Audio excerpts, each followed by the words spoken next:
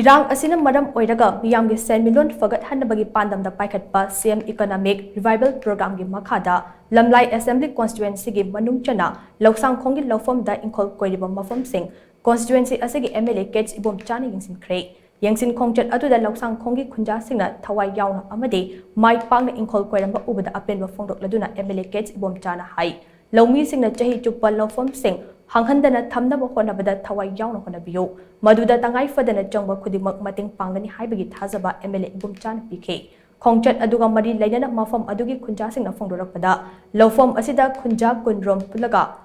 hawai mangal musori gehu amadi aluna chingba kaya asi thabane Loumi singna wana honaraga thariba polam sing ase mahai lokpa matamdade kaithelda mamal ka hena hantharakuna khusumal mangbagi fibamda leire maram aduna laingang mafam chaba amada cold storage ama sabirabade pothok sing liduna thamlaga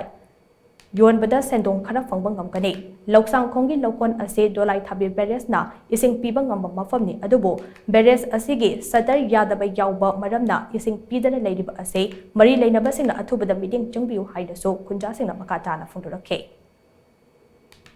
adu ngarang dagi hekpa hawe koi ngarang hekpa hawbasida koi hana poche laibineba marketing hana koi thijarkanda laibineba mi lerakanda hekcha bani aduna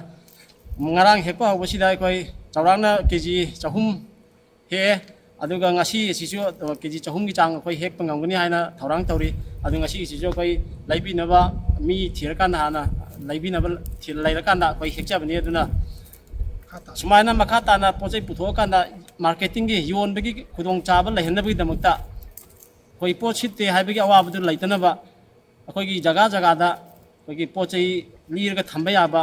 cold storage haibna singba dum basu Manipur Sarkar ki maikai degi mafam chana mafam chabi yenga thambiyu haibisi musu Loumi khoi ki maikai degi haijari